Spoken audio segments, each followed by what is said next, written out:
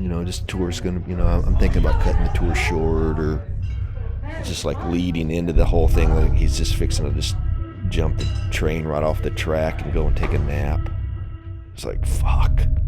I learned a lot from that, because I had just started chipping at dope. You know, my habit was just kind of taking off, and why would I go to something that I knew was going to be the most horrible thing?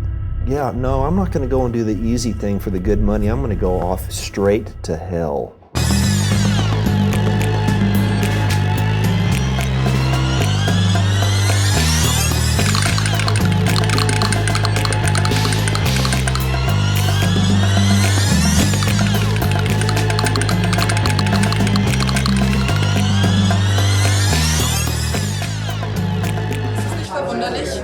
Schlechte Musik und schlechte Politik sich plötzlich gut anhören, wenn man gegen einen Feind marschiert.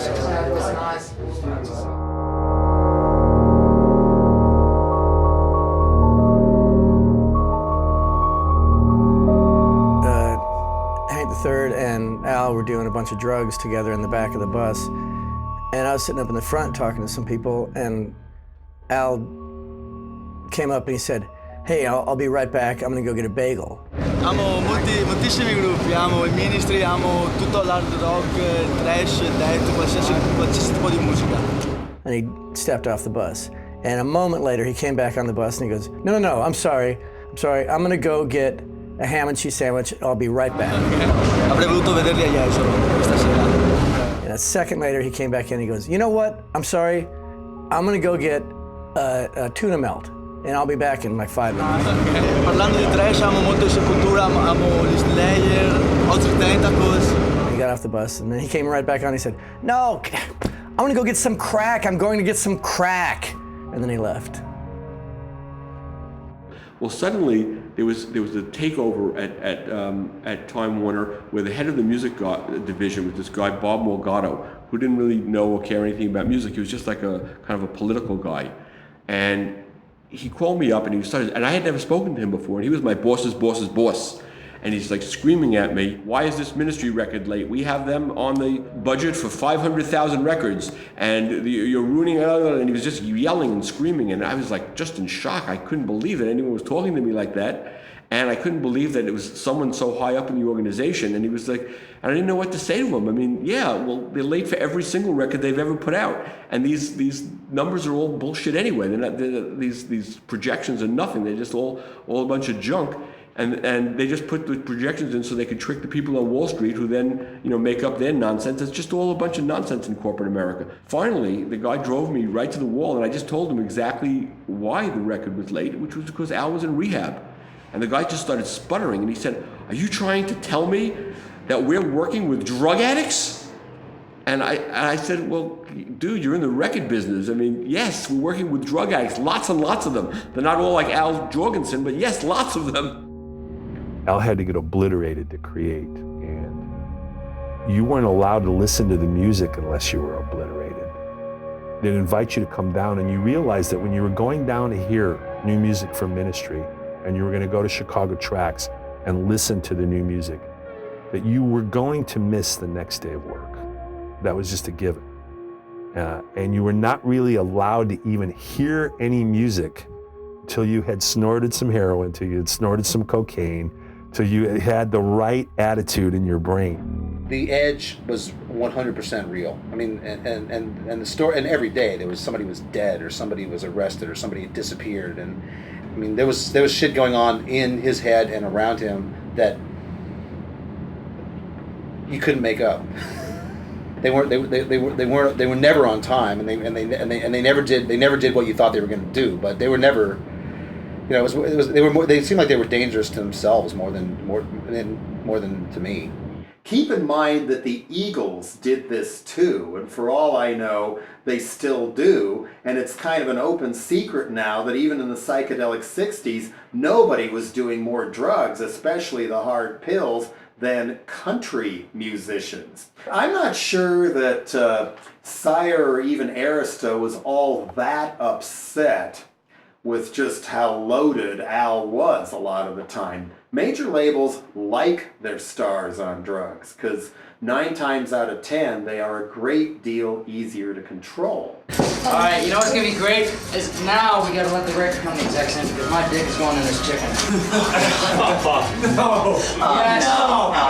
No. Yes. Oh God, it's not even cooked. The record execs. As we would say, that's not kosher. Squeal. I'm Jeffrey Dahmer. I'd like to say a few things about sex. First of all, if you put antifreeze in a man's head, he'll do anything you say. That's a good movie. Wonders will love this. Okay, record execs, let them in one at a time.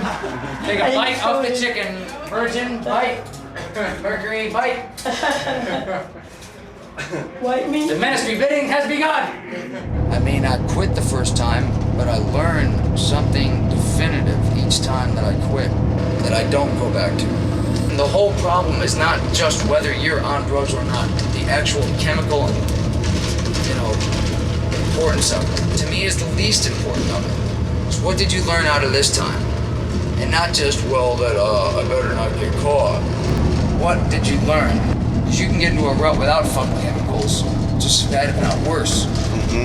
Without the outlet of like fucking chemical release, you have some really deep-rooted fucking problems or dislike of yourself or something without any release. That's when you go apply at the post office to. I just got all fucked up one night, came back, wasted with my friend. I just got done drinking a bottle of Knob Creek, man. And pulled up, you know that Do You Think I'm Sexy, that 59 T-Bird? Drank the bottle of Knob Creek from the 59 T-Bird with my friend. Pulled up next to a cop and threw it at it and took off. High-speed chase all over LA, lost him. Drunk as shit, rowdy as hell, all happy, man. I was playing pedal steel that night. I was all drunk because fucking pedal steel, I barely know how to play mine, let alone somebody else's, different. So I got there sound check and started drinking. And that River Phoenix fucking thing happened, man. That fucking kid died. So I didn't know the fucking kid. He was dressed as Eddie Munster. I didn't know fucking him from a hole in the ground. He was dressed as Eddie Munster. Finally, I couldn't play where the fuck I was out of tune, so I just decided to kick that fucking thing over, went and tackled Johnny Depp, started pounding him and shit, man. Broke his guitar strings. All this bullshit, man. So we get backstage and him and Flea and the drummer Sal, which is Johnny Depp's butt boy, I'll go running off the side of the stage exit onto Sunset, right off the stage. It leaves me and Gibby alone, like Vikings, coming off stage. Usually we get off stage at a P show, it's like Johnny Depp, and all the girls are running for him. It's like, we're chopped liver, man. So we're walking through the crowd, man, just Vikings, come on, back with me, back to Johnny's office, let's go. And they're going, I don't know what the fuck they're doing. Turns out they're like, this guy's dying out there, Eddie Munster's dying, They went out there to see, I didn't know, no one told me, man. I'm drunk, tackling Johnny Depp, flipping him off, throwing up on stage, passing out, and I'm grabbing like Christina Applegate's, running back towards the fucking back, thinking I'm a Viking, man. Johnny Depp comes running back 10 minutes later, I've got 4 or 5 Christina Applegates. I'm trying to get rid of the idiot one. Gibby's got 4 or 5 Christina Applegates. He's chomping on their hooters and shit. Johnny Depp comes back in his office, everyone out, everyone's gotta get out now, everyone's out now. Get out of my way. I go up to fucking Johnny Depp and poking him in the chest going, look, I'm not gonna tell you how to fucking act, asshole, but I will say this about music. I've been doing this a long time. One of those drunken raps, real ugly drunk. Look, buddy, you kicked out everybody that fucking saw you out of tune. You wouldn't have any fans left. I go on, be a good boy, get me a Jack and Coke. Come on. Next thing I know, I got this bouncer grab me by the ear going. People who become famous, they become stars or they become targets. And that's even riskier if you become a controversial cult figure where the people who are into you are so into you that one thing you do and they're disappointed or they just completely turn on you. And if you act any differently than they expect, they call you asshole, sellout, or much, much worse. You got these guys out there that listen to albums on hours on end and they start getting a little weirded out. We're involved in music, but we don't necessarily let it freak us out or anything like that. We don't believe all the stuff that we write. I mean, God forbid. There was this one situation once, I don't remember if it was in Texas or if it was in Oklahoma, either with maybe on a 9 Inch Nails gig maybe, or touring at the same time Ministry was touring or something. there was this guy, at least at the time I thought it was a guy, I think it's a guy, that would constantly send letters backstage. Which one? You were doing the myrrh? Yeah, you Then still I'm doing got... frankincense. Okay, that's sandalwood. I've got This it is on the me right sandalwood. now. Alright, sandalwood is on the heart. This is the kind of stuff you just blow off, you don't really worry about. But then I realized I kept getting these weird notes, and they were all these little handwritten notes with the smallest printing you could ever imagine, the tiniest little printing on every square inch of a page. Yesterday I got into a cab.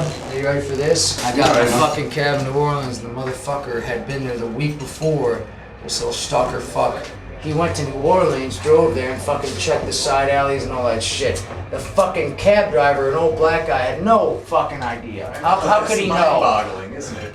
And we got in that cab. And tonight is a full moon. Officially full planner's moon, alright? So you understand, I'm not fucking crazy now. These hats really are disorienting because I can't really know where to fucking shoot at to hit the scalp and shit like that. I got an extra one, man. I got an extra couple of top hats.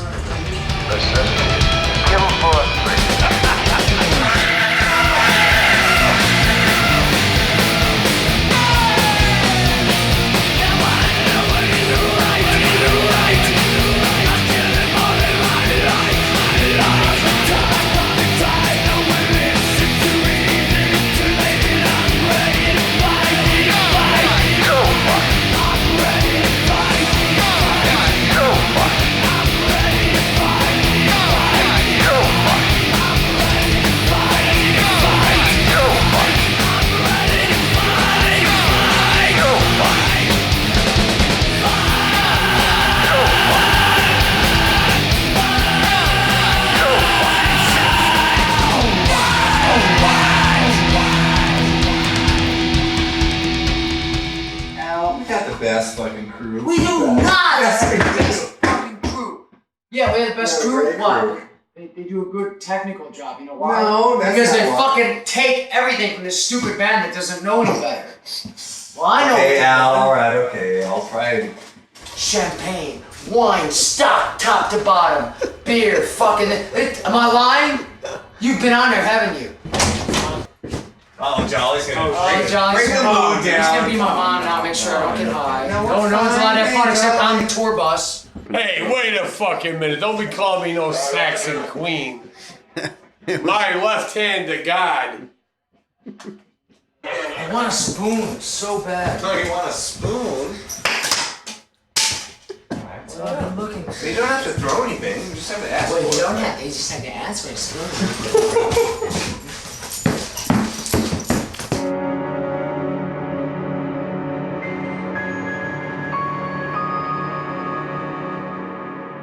You know that there were fun parts of it. And there was definitely lots of shitty parts, but you have some kind of hope that, well, maybe it's gonna be better. You know, maybe this next tour, maybe this next record, you know, maybe the bullshit won't be so thick.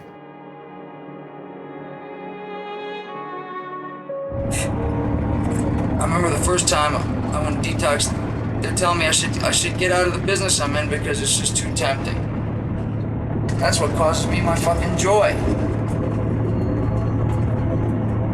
Not for the fucking the circus atmosphere of it, but for the actual composition, the feeling of accomplishment, of being worthy of something, of being active and contributing, creating something good.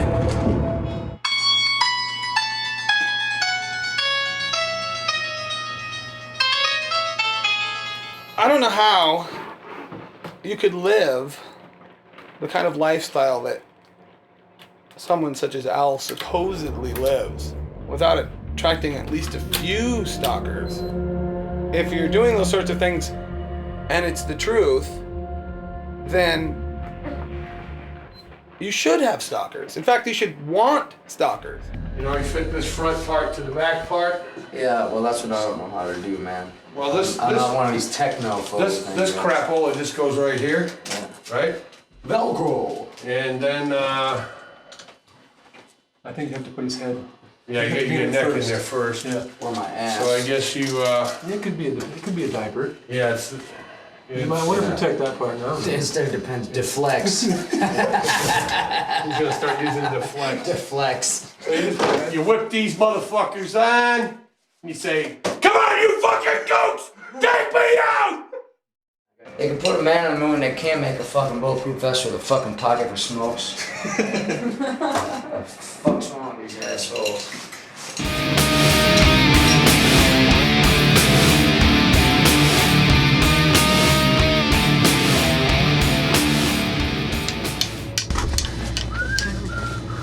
Where's that bottle?